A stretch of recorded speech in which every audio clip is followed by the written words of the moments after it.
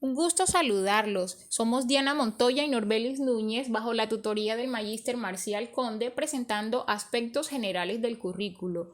Antes de entrar en materia, nos permitimos referirles una anécdota.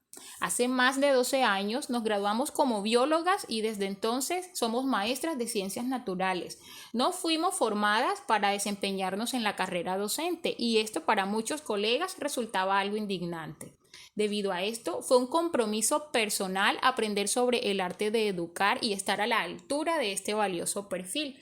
Ha sido más difícil de lo que llegamos a imaginar. Sin embargo, hemos puesto total empeño para navegar hacia la meta y hasta ahora ha sido un viaje satisfactorio. Una de las primeras dificultades que se nos presentó fue comprender el concepto de currículo y más difícil aún fue participar en su construcción. Ya iniciadas en el mundo de la pedagogía, hicimos uso de la didáctica para entender este y otros temas de la educación. De este modo, entendimos mediante un organigrama que el currículo es el que regula nuestra práctica pedagógica y permite que comprendamos cómo se institucionaliza la educación en el contexto real del estudiante. Ese estudiante debe ser preparado como ciudadano activo, crítico y solidario, y para lograrlo es necesario diseñar un plan en el que los elementos sean cuidadosamente seleccionados porque varían según el modelo de educación impartida en la institución. Entre tantos elementos intentábamos identificar su función y la intencionalidad porque ésta daba lugar al enfoque curricular elegido, y fue allí donde utilizamos la analogía del navegante. Si asumimos el currículo como un viaje en alta mar, es indispensable llevar todos los elementos que aparecen en pantalla. De esta manera, en vez de una brújula, tendríamos unos elementos orientadores, por tripulación tendríamos elementos generadores, por carta de navegación, elementos reguladores, por toda esa destreza y habilidades que implica la navegación, tendríamos elementos activadores, y aquellos instrumentos requeridos como lápiz, regla, compás, reloj, entre otros, serían los elementos multimedia. Y por supuesto tendríamos por bandera para diferenciar entre un buque de guerra, un barco pirata o un barco de buceo, unos elementos estructurados. Esos elementos orientadores son aquellos que buscan o describen los objetivos de la educación y las políticas educativas. Los elementos generadores son directos e indirectos y van a tener una relación variable dependiendo del estilo de enseñanza o enfoque curricular. El contexto ha de responder a las necesidades del entorno y a los intereses del grupo.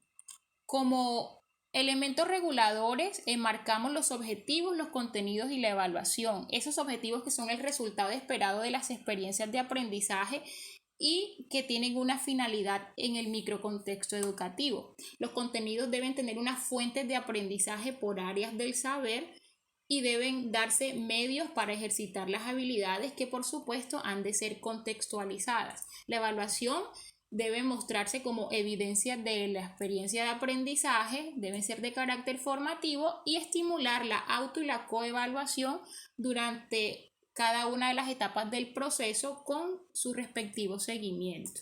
Los elementos activadores deben orientar y ejecutar el proceso educativo y están constituidos como las acciones didácticas que se manifiestan a través de diversas técnicas.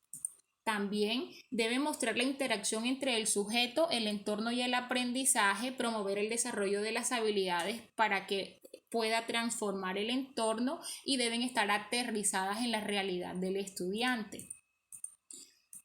Todos aquellos elementos multimedia hacen referencia a los recursos físicos, humanos y del medio y deben estar también adaptados al contexto. Deben promover el espacio de desarrollo para el proceso educativo y conllevar a acuerdos y un buen clima escolar. Los elementos estructurados enfatizan en el maestro y el tiempo. Por supuesto, esos niveles de escolaridad variarían de acuerdo a la zona geográfica, así como los horarios y la delimitación de los contenidos que ha de figurarse, como las actividades, las fuentes de información, los ritmos de progreso y los estímulos. El docente lidera el proceso de orientación del desarrollo personal, ya que es experto en una disciplina del saber y enseña a partir de una ideología y enfoque específico.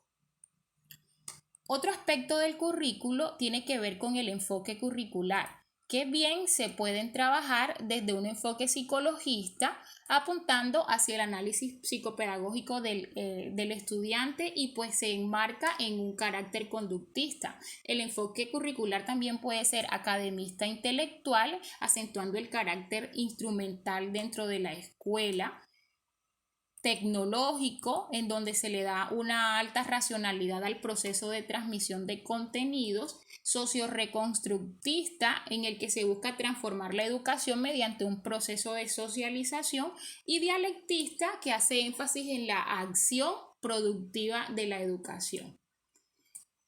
Por último, tenemos el modelo de planificación curricular, que es definido de acuerdo al tipo de interacción que se da entre los elementos. Así, si los elementos están encadenados, es decir, por ejemplo, que un objetivo específico conlleve a una metodología y estrategias específicas, se hablará de una planificación lineal.